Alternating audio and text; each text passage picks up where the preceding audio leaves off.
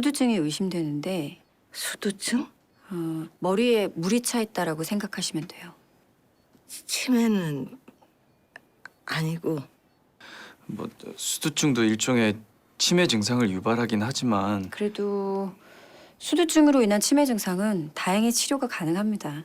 드라마에서 얘기한 것처럼 머리에 물이 차는 병이라고 일단은 아시면은 그게 제일 편한 것 같고요.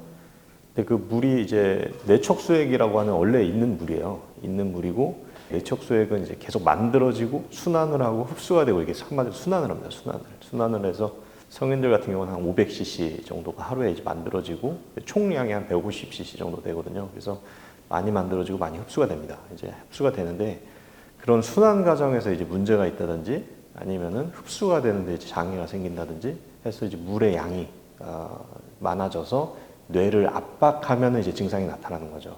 그런 것들 이제 통틀어서 수두증이라고 얘기를 합니다. 선천적인 것도 있고 후천적인 것도 있는데 오늘 말씀드린 건 당연히 이제 후천적인 거고 후천적인 거에서도 이제 굉장히 천차만별입니다. 그러니까 이 길이 막혀서, 그러니까 물이 지나다니는 그런 물길, 물관이 막혀서 이제 생기는 경우를 이제 폐쇄성 수두증이라고 하거든요. 그러니까 예를 들어서 종양이 생긴다든지 출혈이 생긴다든지 아니면 감염이 있어가지고 관이 막힌다든지 하면은 그런 경우는 이제 급성으로 나타나기 때문에 이제 확 의식이 처지거나 그렇게 나타나는 경우도 있어요. 그런 경우에는 좀 응급적인 처치를 취해야 되기 때문에 여기서 말하는 그런 일반적인 증상이나 이렇게 얘기하기 힘들고요.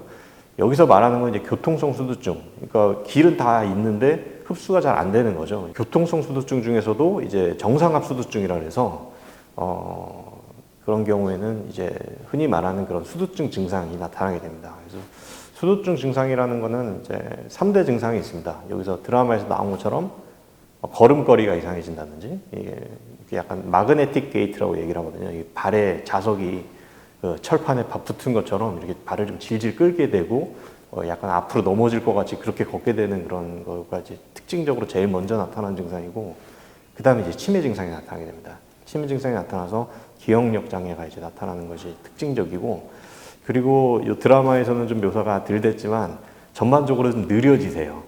근데 여기 보면 아주머니가 굉장히 생각이나 행동이 빠른데 실제로 환자들은 굉장히 느려집니다. 그래서 파킨슨병이랑 관별이 좀 필요하고, 그 다음에 이제 요실금 증상이 이제 시간이 지나면서 나타나게 됩니다. 그래서 걸음걸이 장애, 기억력 장애, 그다음에 요실금, 요 증상이 순서대로 나타나게 되는 게 특징적인 증상입니다. 다른 수두증하고 이런 정상합 수두증하고는 감별은 필요합니다. 아까도 말씀드렸듯이 뇌척수액이라는 게 계속 만들어지고 또 흡수가 되는데 거기에 이제 장애가 생긴 거기 때문에 그 원인을 교정을 해줘야 되는 거죠. 근데 불행히도 이제 뇌척수액 생산을 우리가 조절해 줄 수 있는 약은 없어요. 드라마에 나왔던 것처럼 이제 그 요추천자를 해서 이제 허리에다가 물관을 꽂아가지고 빼주는 거는 일시적인 거고, 근데 이제 그거는 이제 해주는 이유가 뭐냐면 진단적인 목적도 포함이 됩니다. 그러니까 CT나 MRI는 아까 거기서 촬영을 해서 뇌실 크기가 커진 거를 확인을 했고, 뇌실이 커지면서 뇌가 압박돼서 부종이 생긴 것까지는 확인을 했죠. 근데 그 다음 단계는 이제 요추천자를 통해서 일단 압력을 체크를 해봐야 되고요. 그 다음에 테스트 드레인이라고 해서 어느 정도 이제 소량의 뇌척수액을 일시적으로 뽑아서 증상이 좋아지는지를 봐야 됩니다. 교통성 수두증은 예방이 사실상 힘듭니다.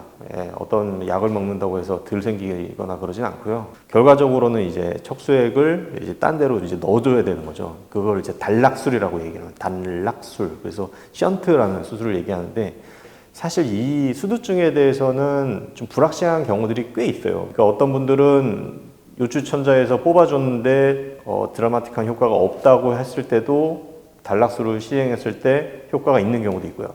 반대의 경우로 뇌척수액을 뽑아줬을 때 증상이 좀 호전된 것 같이 보이지만 단락술 했을 때 또 효과가 없는 경우도 있고, 예전에 뇌출혈이 있던지 이런 경우에는 확연하게 나타나거든요. 그런 경우에는 당연히 해줘야 됩니다. 해주면 또 되게 드라마틱하게 환자분들이 호전되는 것을 관찰을 할 수가 있는데, 그렇지 않고 아까 드라마에 나온 것처럼 특별한 병력이 없는 경우인데 이렇게 치매 증상이 있다고 수술을 권장드리는 것은 어떻게 보면 약간 위험성은 있습니다. 그래서 확실하게 저희가 이제 여러 검사와 그다음에 병력과 그런 증상을 이제 토대로 해서 이 환자분들은 충분히 좋아질 게 있겠다, 이런 경우에만 선택적으로 수술을 하는 것이 현명할 것 같습니다.